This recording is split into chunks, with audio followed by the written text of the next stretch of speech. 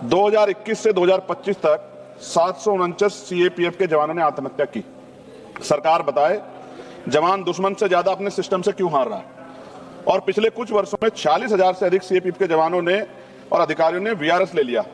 आखिर ऐसी क्या परिस्थितियां हैं कि देश की सुरक्षा में लगे जवान खुद इस सेवा को छोड़ने को मजबूर हो रहे हैं। सभापति जी, 2023 का इलेक्शन हुआ, भारतीय जनता पार्टी 3 स्टेट जीती और उन्होंने पुराने नेताओं को उठा के नए लोगों को मुख्यमंत्री बनाया।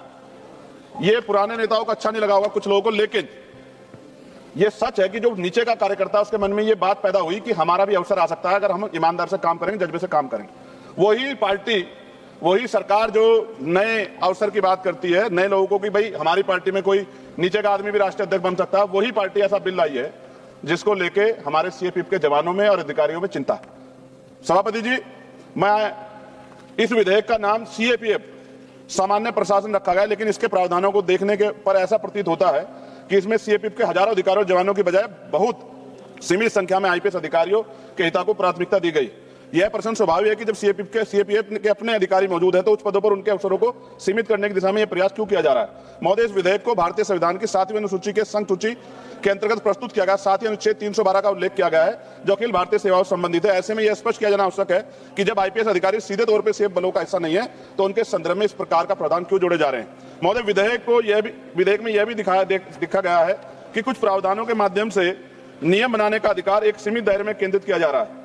इससे यह आशंका उत्पन्न होती है कि सीएपीएफ के अधिकारियों के हितों की सुरक्षा और पारदर्शिता और संतुलन प्रभावित हो सकता है। विशेष रूप से पूर्व में माननीय सर्वोच्च न्यायालय द्वारा दिए गए आदेशों के संदर्भ में यह स्पष्टता अपेक्षित है कि उन्हें किस प्रकार लागू किया जाएगा। महोदय, मैं माननीय गृह मंत्री से जानना चाहता हूं कि इस विधेयक को लागू होने के बाद सीएपीएफ अधिकारियों कैरियर विकास, पदोन्नति, वित्तीय लाभों और कैडर रिव्यू की स्थिति क्या होगी। वर्तमान में विभिन्न बलों में एक ही स्तर के अलग अलग पदों पे अधिकारी अलग अलग पदों पे कार्य कर रहे हैं, जिनमें ना तो पद समानता और ना ही वेतन समानता। यह स्थिति लंबे समय से चिंता का विषय रही है। महोदय, सरकार द्वारा इस विधेयक को एक व्यापक कानून बताते हुए अनावश्यक मुकदमों को समाप्त करने का तर्क दिया गया है, लेकिन यह भी एक तथ्य है कि पिछले वर्षों में कई मुद्दे न्यायालय तक गए और न्यायालय के निर्णयों के बाद भी उन्हें पूर्ण क्रियान्वयन को लेकर प्रश्न बने हुए हैं। पिछले 12 वर्षों में आपकी सरकार है, ऐसे में सरकार की जिम्मेदारी थी कि सरकार स्पष्ट करे कि नया विधेयक इन समस्याओं का समाधान किस प्रकार करेगा। मैं यह भी कहना चाहूंगा कि सीएपीएफ के जवान, हमारे जवान और अधिकारी देश की आंतरिक सुरक्षा की लीडर और सीमाओं की सुरक्षा लेकर महत्वपूर्ण संस्थानों, यहां तक कि लोकतंत्र के मंदिर, संसद की रक्षा और शहादत भी दी है सभापति जी, तक अपनी जिम्मेदारियां निभाते हैं। ऐसे में उनके अधिकार और सम्मान, कैरियर सुरक्षा को सुनिश्चित करना केवल प्रशासनिक विषय बल्कि राष्ट्रीय सुरक्षा का भी प्रश्न है। तो मैं सरकार से आग्रह करना चाहता हूं कि वे सदन और देश के सामने स्पष्ट कर रही है विधेयक वास्तव में सीएपीएफ अधिकारियों और जवानों के हितों की रक्षा कैसे करेगा, कैसे उनके पदोन्नति, कैरियर विकास, न्यायालय द्वारा निर्धारित लाभों की सुरक्षा सुनिश्चित होगी। सभापति जी, सीएपीएफ जो CRPF, BSF, ITBP, SSB, CISF मिलकर 10 लाख का सुरक्षा बल है। जब उग्रवाद, आतंकवाद और नक्सलवाद के दंश में देश का एक तिहाई इलाका और जनमानस जल रहा होता है, तब सबसे पहले केंद्रीय बल तैनात किए जाते हैं। सीआरपीएफ के जाबाजों ने देश की सुरक्षा में कठिन क्षेत्रों में विपरीत परिस्थितियों के बावजूद दुश्मनों का डटकर मुकाबला करते हुए दुश्मनों से लोहा लिया है। बलों के अधिकारियों, कर्मियों की जान की परवाह नहीं है और शहादत गले लगा है, चाहे पुलवामा, छत्तीसगढ़ हो या असम या मणिपुर। अंतर्राष्ट्रीय बॉर्डर पर अर्धसैनिक बलों से चीन और पाकिस्तान के साथ लड़ाइयों में शहादत दी। ऑपरेशन सिंदूर में पहली शहादत बीएसएफ के जवान एसआई मोहम्मद इम्तियाज ने दी थी और समय समय पर बीएसएफ और आईटीबीपी ने दुश्मनों को मुंहतोड़ जवाब दिया। सभापति जी, खत्म करूंगा, 4.5 मिनट हुई।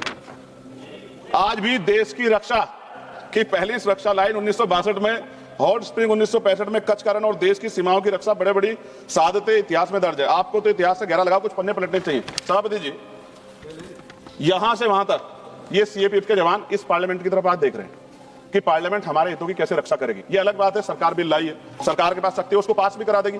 हम लोग तो विरोध दर्ज करा सकते हैं, लेकिन ये भी एक कड़वी सच्चाई है कि अगर हम कोई बिल ला भी रहे, हम किसानों के खिलाफ, किसानों के लिए बिल लाए, वापस लेना पड़ा, और भी हम बहुत सारे बिल लाए जिन पे आपत्ति हुई। सभापति जी, 10 सेकंड में खत्म करूंगा। क्यों नहीं हम अधिकारियों से बैठ के बात करते हैं कि बीच का रास्ता निकल जाए। हम अपनी सेना का मनोबल, अपने आर्म फोर्स का मनोबल क्यों गिराएं? वो भी तो हमारे लिए खड़े हैं ना। हम उनको, उनकी शहादत को भी सलाम करते हैं, अपने एक सीएपीएफ के जवान को सलाम करते हैं। हमारी जान है, वो हमारा गौरव, हमारा सम्मान है। हम उनके लिए यहाँ इसलिए अपना विरोध दर्ज करा रहे हैं क्योंकि वो असहमत है। सभापति जी, हमारी नहीं है, ये उनकी पीड़ा, उनके बच्चों की, उनके परिवार की पीड़ा, इसलिए हम लोग यहाँ विरोध दर्ज करा रहे हैं। बहुत बहुत धन्यवाद।